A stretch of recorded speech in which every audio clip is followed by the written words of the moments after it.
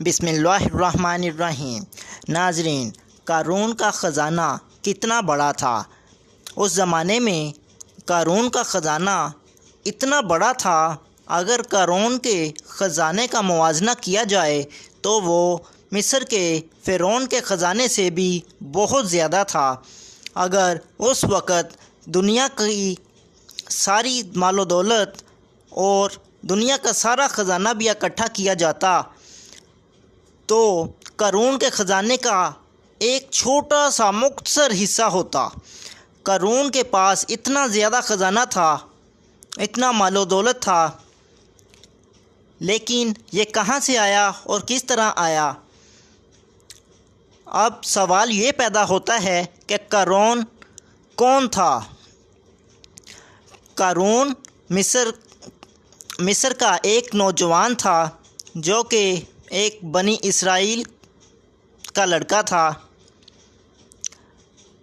اگر حقیقی طور پر دیکھا جائے تو قارون حضرت موسیٰ علیہ السلام کا چچا زاد بھائی تھا۔ قارون یہ مصر کا ایک بہت ہی باادب اور خوش اخلاق فرد تھا، اور یہ تورات کا بہت بڑا عالم تھا۔ جب اس کے پاس یہ خزانہ اور مال و دولت آ گئی تو تب حکم ہوا کہ ہر فرد زکوٰۃ دے گا۔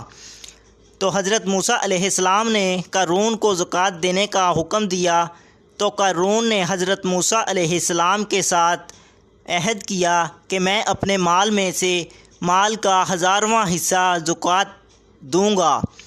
لیکن جب قارون نے یہ حساب لگایا اور اس کے دل میں یہ لالچ بیٹھ گیا اور اس نے زکوٰۃ دینے سے انکار کر دیا، نہ کہ اس نے خود زکوٰۃ دینے سے انکار کر دیا بلکہ بنی اسرائیل کے تمام لوگوں کو بھی زکوٰۃ دینے سے انکار کر دیا، اور ان سے کہا کہ موسیٰ علیہ السلام زکوٰۃ کے چکر میں لوگوں کا مال ہڑپ کرنا چاہتے ہیں۔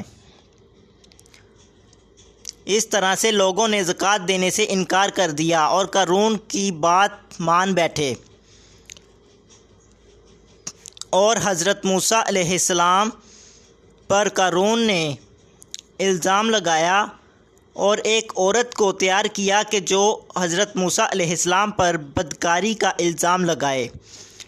حضرت موسیٰ علیہ السلام ایک بڑے مجمع میں بیٹھے تھے، اور قارون نے وہاں آ کر حضرت موسیٰ علیہ السلام کو ٹوکا اور کہا کہ آپ نے فلاں عورت کے ساتھ بدکاری کی ہے۔ تو حضرت موسیٰ علیہ السلام نے فرمایا کہ آپ اس عورت کو یہاں پر لاؤ، اور جب وہ عورت حضرت موسیٰ علیہ السلام کے پاس آئی تو حضرت موسیٰ علیہ السلام نے اس عورت سے کہا کہ خدا تعالیٰ کو حاضر اور نازل جان کر بتاؤ اور سچ سچ بتانا۔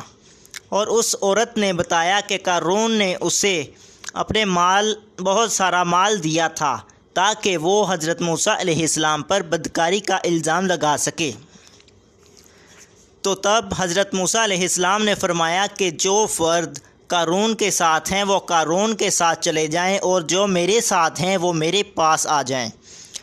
تو تب وہاں مجمع میں سے 2 لوگ قارون کی طرف چلے گئے، تو حضرت موسیٰ علیہ السلام نے دعا کی تو قارون گھٹنوں تک زمین میں دنس گیا، اور جب حضرت موسیٰ علیہ السلام نے دوسری مرتبہ دعا کی تو قارون کمر تک زمین میں دنس گیا، اور تب قارون نے رشتوں کا بڑا واسطہ دیا، معافی مانگی، لیکن حضرت موسیٰ علیہ السلام نے اس کی ایک نہیں سنی۔ اور قارون کے ساتھ جو لوگ تھے انہوں نے کہا کہ حضرت موسیٰ علیہ السلام نے قارون کو اس لیے زمین میں دھنسا دیا ہے تاکہ قارون کے خزانے پر قبضہ کر لے۔ تو حضرت موسیٰ علیہ السلام نے دعا کی اور اللہ پاک نے قارون کو اس کے خزانے سمیت زمین میں غرق کر دیا۔ اس کہانی کا مطلب یہ ہے کہ ہمیں اپنے مال و دولت کے ساتھ اتنا بخل نہیں کرنا چاہیے۔ بخل جو ہے وہ انسان کو غرق کر دیتا ہے۔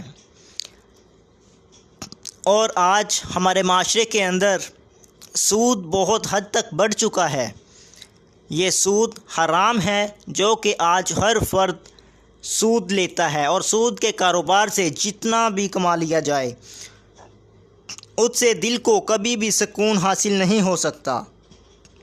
اگر حق اور ایمانداری اور سچائی اور محنت اور اپنے حصے کا مال کمایا جائے اور بہتر طریقے سے کمایا جائے جو کہ حلال ہو، اس سے انسان کو قلبی سکون بھی حاصل ہوتا ہے اور زندگی بھی بنتی ہے۔